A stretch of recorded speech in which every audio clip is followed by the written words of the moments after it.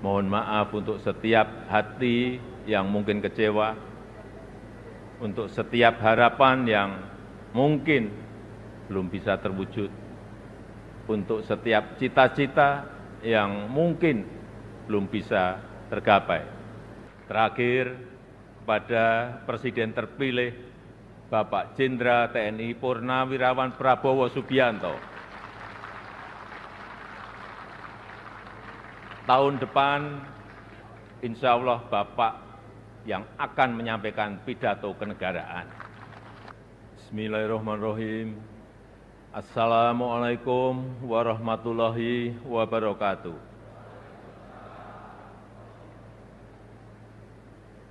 Selamat pagi, salam sejahtera bagi kita semuanya. Shalom, Om Swastiastu, Namo Buddhaya, salam kebajikan.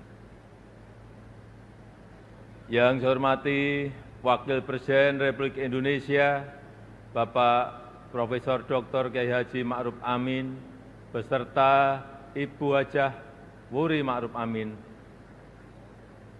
Yang saya hormati Ketua, para Wakil Ketua, dan para anggota Majelis Permusyawaratan Rakyat Republik Indonesia. Yang saya hormati Ketua, para Wakil Ketua, dan para anggota Dewan Perwakilan Rakyat Republik Indonesia. Yang saya hormati Ketua, para Wakil Ketua, dan para anggota Dewan Perwakilan Daerah Republik Indonesia. Yang saya hormati Ketua, para Wakil Ketua, dan para anggota lembaga-lembaga negara. Yang saya hormati Bapak Jenderal TNI Purnawirawan Tri Sutrisno. Yang saya hormati Bapak Haji Muhammad Yusuf Kalla. Yang saya hormati Ibu Soraya Hamsahas. Yang saya hormati Yang Mulia para Duta Besar negara-negara sahabat dan para pimpinan perwakilan badan dan organisasi internasional. Yang saya hormati para Menteri Kabinet Indonesia Maju, Jaksa Agung, Panglima TNI, Kapolri, dan Kabin. Yang saya hormati para Ketua Umum Partai Politik, Bapak Ibu, Saudara-saudara sebangsa dan setanah air, para hadirin dan undangan yang saya muliakan. Tahun ini genap 10 tahun saya menjabat sebagai Presiden Republik Indonesia. Dan genap 5 tahun Bapak Profesor Kiai Haji Ma'ruf Amin menjabat sebagai Wakil Presiden Republik Indonesia. Sebuah tanggung jawab dan kepercayaan besar yang tidak pernah kami bayangkan sebelumnya. Sebuah mandat dan amanah besar yang tidak pernah kami pikirkan sebelumnya. Sejak hari pertama saya menerima amanah ini, saya sangat menyadari akan ada banyak gelombang yang harus dihadapi. Akan banyak tantangan yang harus diselesaikan. Tapi dari awal saya juga yakin dan sangat percaya bahwa saya tidak sendirian. Ada cita-cita dan harapan masyarakat. Ada dukungan dan doa dari rakyat yang selalu mengiringi dan menguatkan. Senyum, sapa, dan doa Bapak Ibu dan saudara-saudara sebangsa setanah air semua adalah sumber kekuatan saya, dan hari ini 16 Agustus 2024 di momen terakhir saya dan Profesor Kiai Haji Ma'ruf Amin berdiri di sini. Izinkan kami menyampaikan terima kasih yang tulus, terima kasih yang sebesar-besarnya kepada Bapak Ibu semua, kepada seluruh rakyat Indonesia dimanapun berada, yang selama 10 tahun ini telah dengan kuat bersama-sama, melintasi tantangan demi tantangan, menapaki langkah demi langkah, dan menghadapi terjadinya perubahan demi perubahan. Sehingga kita sebagai sebuah bangsa yang besar bisa sampai pada titik ini. Titik yang bisa menjadi titik lontar untuk menggapai kemajuan bersama di masa yang akan datang. Alhamdulillah, selama 10 tahun ini kita telah mampu membangun sebuah fondasi dan peradaban baru dengan pembangunan yang Indonesia sentris. Membangun dari pinggiran, membangun dari desa, membangun dari daerah terluar, sehingga sampai saat ini kita telah membangun 366.000 km jalan desa, 1,9 juta meter jembatan desa, 2.700 km jalan tol baru, 6.000 km jalan nasional, 50 pelabuhan dan bandara baru, serta 43 bendungan baru dan 1,1 juta hektar jaringan irigasi baru. Sehingga kita berhasil menurunkan biaya logistik dari sebelumnya 24% menjadi 14% di tahun 2023. Sehingga kita bisa meningkatkan daya saing dari sebelumnya peringkat 44 menjadi peringkat 27 di tahun 2024. Sehingga kita mampu memperkuat persatuan kita karena akses yang lebih merata dan berkeadilan. Selain itu, ketangguhan kita sebagai sebuah bangsa juga terbukti dari daya tahan kita dalam menghadapi pandemi COVID-19, dalam menghadapi perubahan iklim, dan dalam menghadapi geopolitik dunia yang semakin memanas.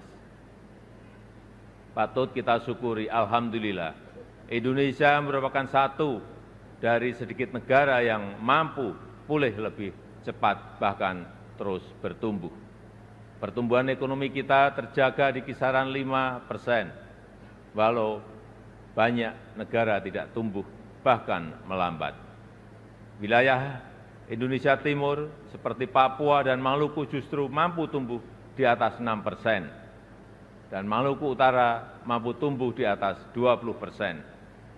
Inflasi juga terkendali di kisaran 2–3%, saat banyak negara mengalami kenaikan yang luar biasa, bahkan ada yang mencapai lebih dari 200%. Angka kemiskinan ekstrem mampu kita turunkan dari sebelumnya 6,1% menjadi 0,8% di tahun 2024. Angka stunting juga mampu kita kurangi dari sebelumnya 37% menjadi 21,5% di tahun 2023. Dan tingkat pengangguran juga mampu kita tekan dari sebelumnya 5,7% menjadi 4,8% di tahun 2024. Upaya perlindungan bagi masyarakat ekonomi bawah juga telah memberi manfaat luas bagi masyarakat. 361 triliun rupiah anggaran Kartu Indonesia Sehat selama 10 tahun ini telah digunakan untuk membiayai layanan kesehatan lebih dari 92 juta peserta JKN per tahunnya, mulai dari usia dini sampai lansia yang tersebar di seluruh Indonesia.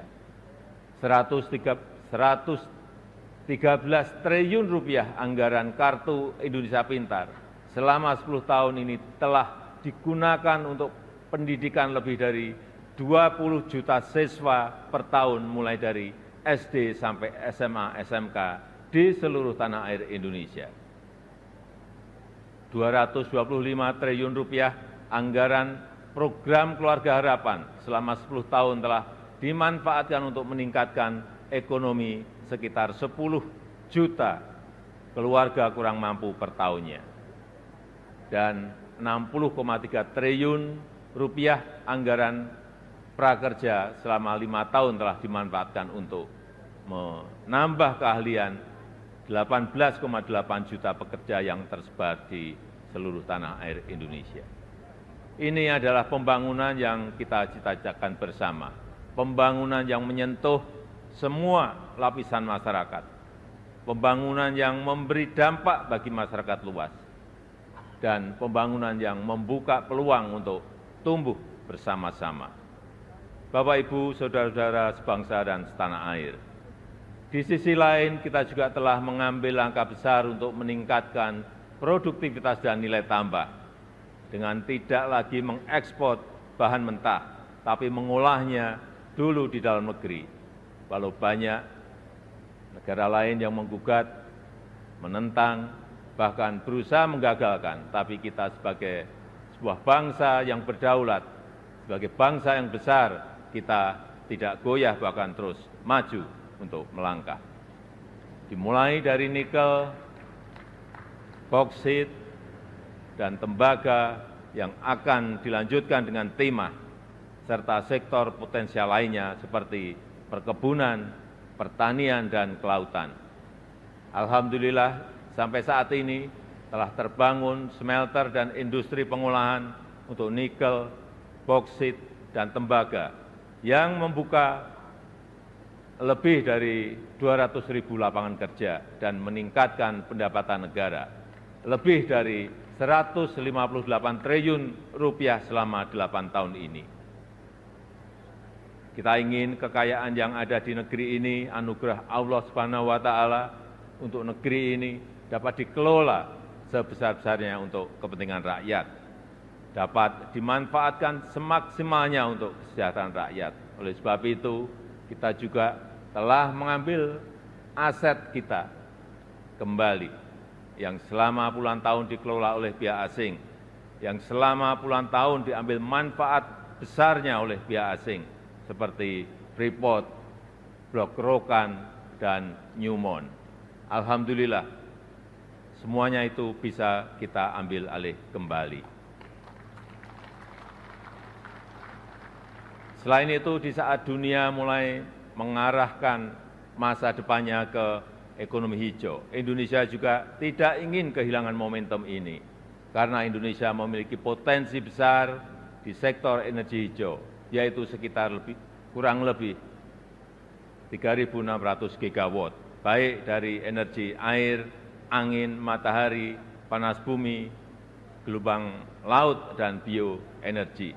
Sehingga kita terus konsisten mengambil bagian dalam langkah dunia melakukan transisi energi secara hati-hati dan bertahap, karena transisi energi yang ingin kita wujudkan adalah transisi energi yang berkeadilan, yang terjangkau dan mudah diakses bagi masyarakat. Di sektor teknologi dan digitalisasi, kita juga patut bersyukur untuk pertama kalinya kita memiliki INA Digital, sebuah digitalisasi layanan pemerintah yang terintegrasi untuk mempercepat dan mempermudah layanan bagi masyarakat. Cakupan elektrifikasi terus kita perluas hingga mencapai 99% di tahun 2024 tahun ini. Demikian juga dengan cakupan internet yang terus kita tingkatkan hingga mencapai 79% di tahun 2024. Ini akan menjadi ekosistem yang baik untuk mendorong digitalisasi UMKM dan pengembangan startup Indonesia, sehingga akan melahirkan semakin banyak entrepreneur muda yang berkualitas di negeri ini. Dukungan produk dalam negeri juga kita berikan perhatian khusus dengan memprioritaskan belanja APBN, APBD, dan BUMN untuk produk-produk dalam negeri.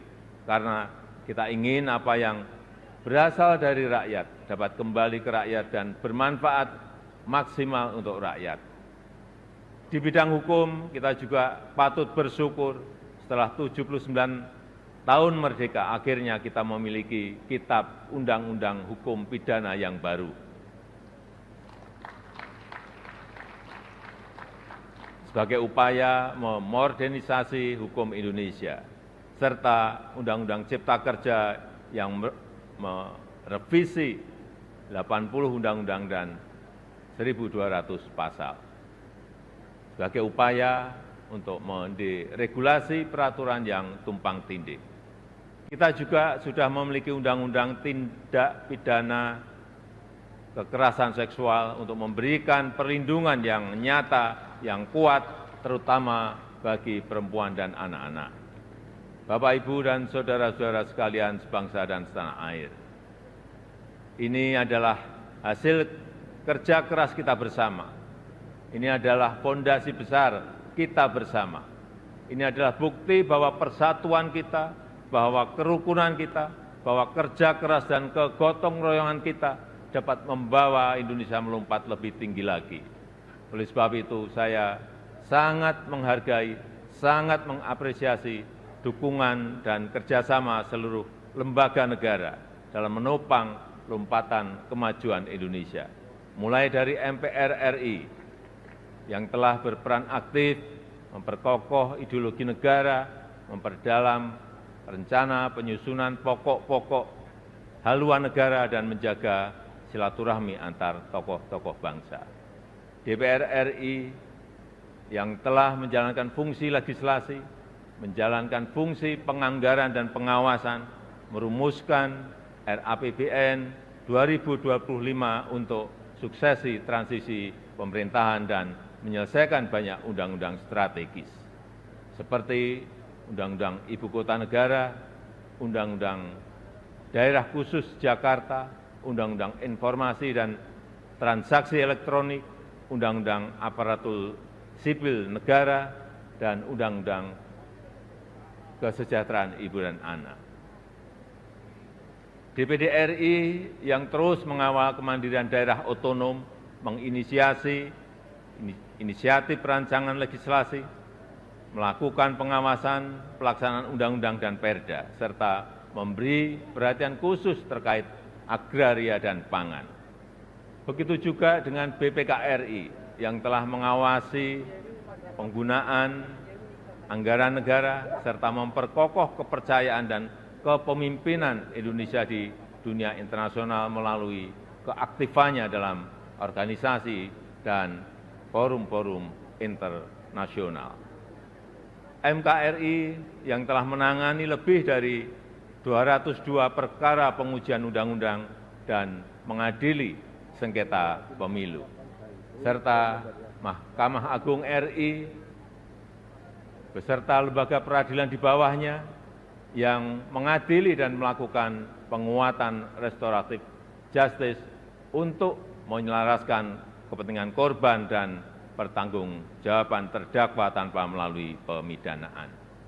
Dan Komisi Yudisial RI yang telah berperan aktif mewujudkan hakim berintegritas dan berkualitas guna meningkatkan kepercayaan dan kepuasan masyarakat terhadap institusi kehakiman di negara kita.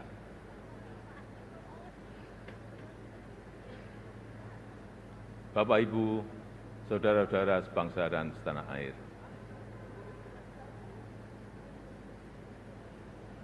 sepuluh tahun bukanlah waktu yang cukup panjang untuk mengurai semua permasalahan bangsa.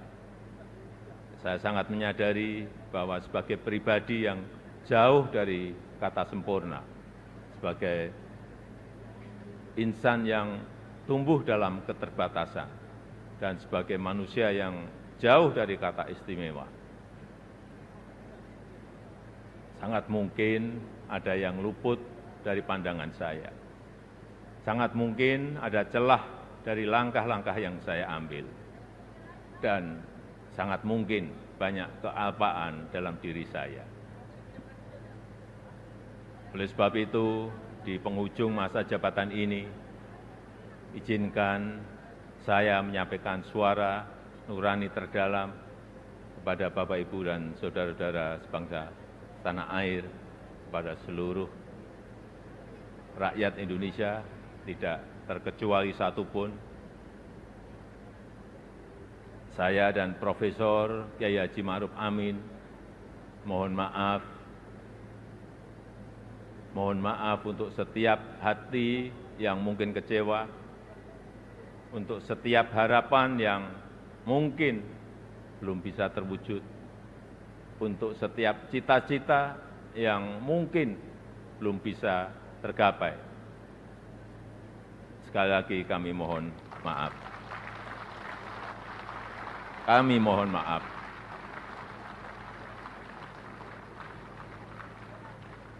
Ini adalah yang terbaik yang bisa kami upayakan bagi rakyat Indonesia, bagi bangsa dan negara Indonesia. Saya tahu bahwa hasil yang kita capai pada saat ini belum sepenuhnya tuntas mencapai hasil akhir. Belum sepenuhnya sesuai dengan harapan dan keinginan Bapak Ibu semua.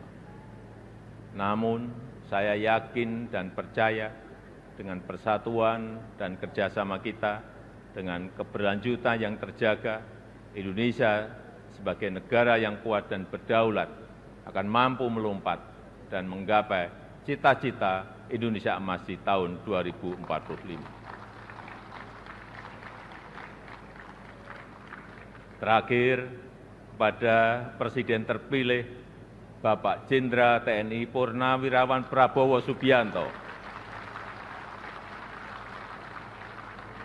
Tahun depan, insya Allah Bapak yang akan menyampaikan pidato kenegaraan. Nanti pada tanggal 20 Oktober 2024, izinkan saya menyerahkan tongkat estafet kepemimpinan ini kepada Bapak Prabowo Subianto. Izinkan saya juga menyerahkan semua harapan dan cita-cita masyarakat Indonesia dari Sabang sampai Merauke, dari Miangas sampai Pulau Rote, dari pinggiran, dari daerah terluar, dari desa dan dari pusat-pusat kota kepada Bapak.